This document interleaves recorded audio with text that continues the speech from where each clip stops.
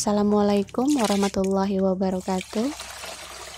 Oke teman-teman, di video kali ini aku mau nunjukin gimana aku membuat mol atau mikroorganisme lokal.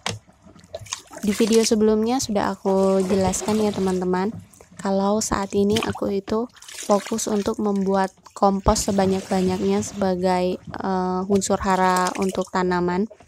Jadi otomatis juga aku itu perlu stok mol banyak untuk bisa membantu proses pengomposan. Jadi kan mol ini jadi sumber bakterinya, jadi kompos yang kita buat itu bisa selesai atau jadi lebih cepat dengan bantuan bakteri ini. Nah, di video ini yang sedang tampil ini adalah proses aku panen mol. Mol yang aku buat ini sederhana sekali. Waktu itu aku buatnya cuma pakai tempe yang sudah busuk sama susu basi, susu sisa anak aku yang gak keminum. Sedikit aku tambahkan jeruk. Jadi ini aromanya enak banget, baunya segar.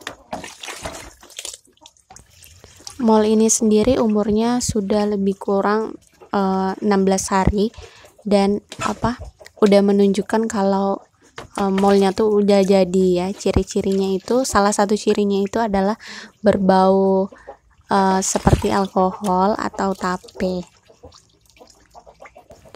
Oke, sekarang aku mau nunjukin gimana cara membuat mol dari awal sampai nanti panen menggunakan bahan-bahan yang berbeda dari bahan yang aku pakai pada pembuatan mol pertama ini.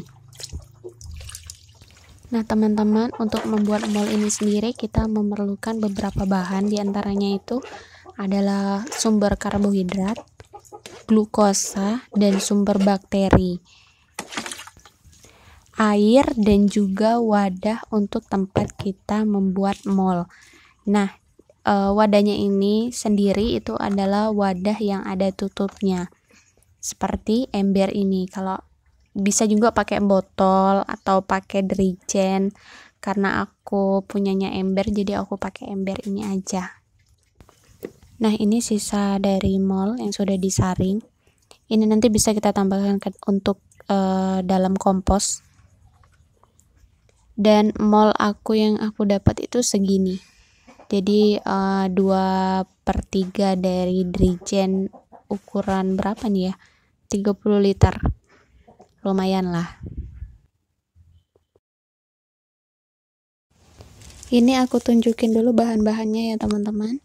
Sebagai sumber glukosanya aku pakai gula merah. Selain gula merah juga bisa pakai gula pasir atau molase atau tetes tebu juga bisa. Sumber karbohidratnya ini aku pakai air cucian beras. Jadi setiap nyuci beras itu aku kumpulin airnya, aku masukin ke sini. Karbohidrat dan glukosa ini akan jadi sumber energi atau makanan untuk bakteri yang akan kita ternak. Nah, sumber bakterinya sendiri aku pakai bermacam-macam bahan. Yang pertama itu adalah terasi. Kemudian ada kepala udang, minuman probiotik atau minuman yang mengandung bakteri, mereknya terserah apa aja. Kemudian nasi yang sudah berjamur. Jadi nasi ini nasi yang kita diamkan selama beberapa hari, terus nanti ada tumbuh jamurnya sekitar seminggu atau 10 hari itu nanti dia keluar jamurnya. Dan jamurnya ini macam-macam ya, ada yang berwarna oranye, ada yang berwarna putih seperti ini. Kemudian air dan juga wadahnya. Nah, airnya sendiri ini aku pakai lebih kurang itu 5 liter. Dan wadahnya ini ember berukuran 25 liter.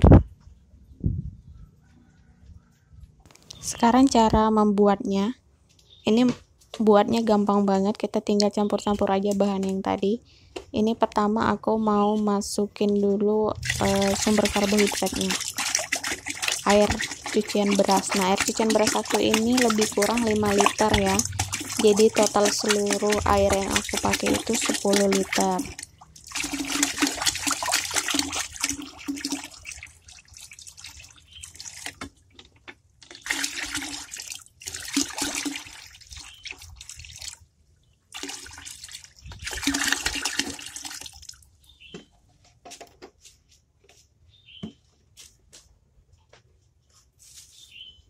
Kemudian lanjut kita masukin gula merahnya. Gula merahnya ini kita cairkan dulu. Kita tambahkan air. Kalau gula merahnya agak lembut, kita remas-remas saja ya. Tapi kalau agak keras itu bisa kita tambahkan dengan air panas. Kita lelehkan dengan air panas.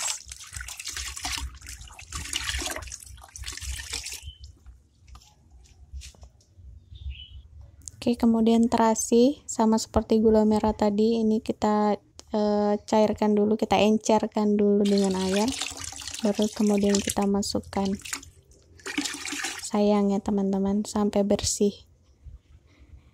Kemudian nasi basinya juga, nasi yang sudah berjamur maksudnya, sama seperti tadi kita tambahkan dulu sedikit air biar nanti dia rata di dalam air ini.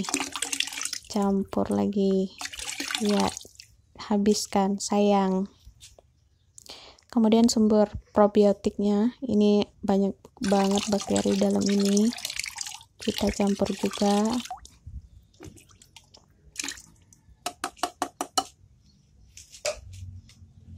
Dan ini yang terakhir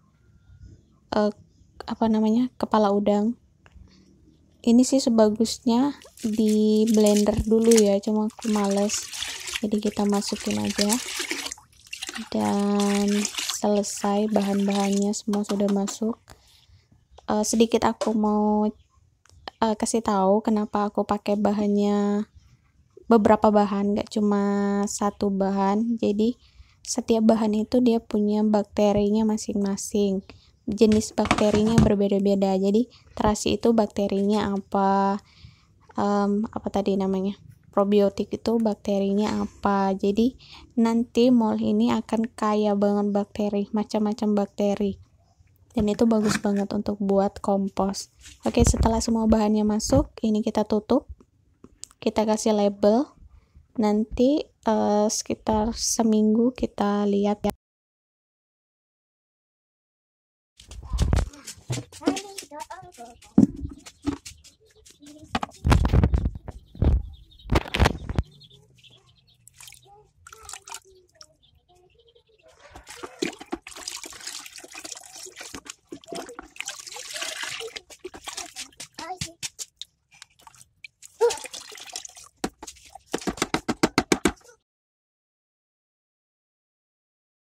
Sekarang kita mau cek mol kita yang sudah berumur 3 minggu atau 21 hari.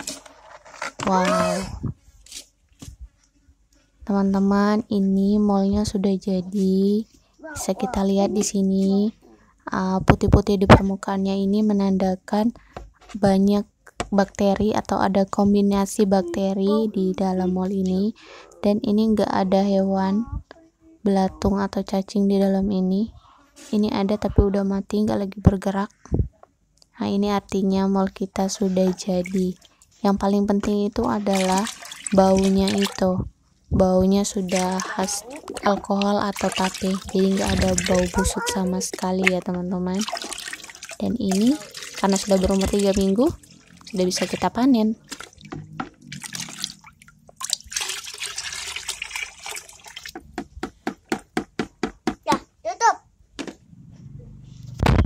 Nah, ini aku tunjukin dulu mol aku.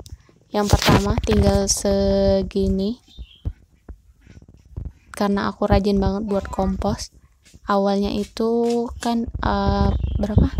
2/3 dari dirijen ini ya tuh. Awalnya tuh segini. Dan sekarang tinggal segini. Nah, ini nanti mau aku campur aja sama mol yang mau kita panen. Karena ini ada bahan yang nggak aku haluskan ya, jadi ini perlu kita saring. Dan teman-teman, ternyata yang aku lihat di pinggir ember tadi itu bukan cacing ya, tapi badan dari udang yang aku masukkan ke dalam mol itu. Tuh, kayak cangkangnya, kulitnya gitu. Kalau dagingnya sih udah hilang, ini kayak cangkangnya gitu. Dan ini bisa kita campurkan ke dalam kompos nantinya. bisa jadi starter lagi sih sebenarnya, tapi aku mau off dulu buat mall, sudah lumayan banyak ini. Jadi nanti setelah selesai ini mau aku masukin ke dalam kompos aja.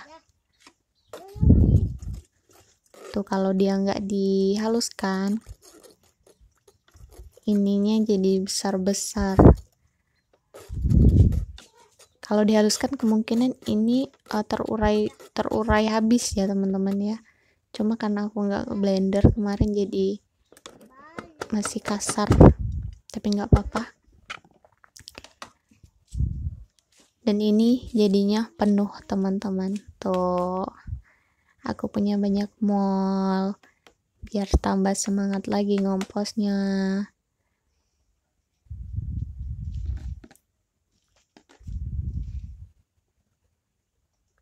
Dan ini cara penyimpanannya itu kita tutup rapat. Oh iya, aku mau tambahin gula sekitar 5 atau 6 sendok itu untuk jadi makanan bakterinya, karena aku nggak tahu ini nanti bakal habis berapa lama. Kasihan nanti bakterinya nggak ada makanan, jadi kita kasih gula dulu ya.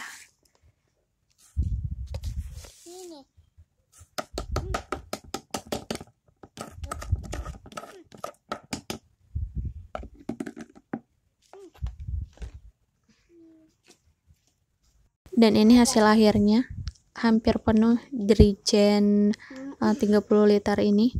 Dan ini ampasnya mau aku buang ke mau aku tambahkan ke dalam kompos. Nah teman-teman, aku tadi lupa ngejelasin, jadi selama proses fermentasi itu, selama 21 hari itu aku pernah beberapa kali ngebuka embernya itu, tapi nggak terlalu sering ya teman-teman, karena memang embernya itu tidak tertutup terlalu rapat. Nah, untuk teman-teman yang buat pakai botol, apalagi dengan tutup yang sangat rapat, itu di awal-awal atau 1 atau 2 minggu pertama itu harus rajin dibuka ya teman-teman, karena itu mengandung gas. Dan gasnya itu harus dikeluarkan. Kalau nggak dikeluarkan itu botolnya bisa jadi meledak. Nah, sekian video kali ini, semoga bermanfaat.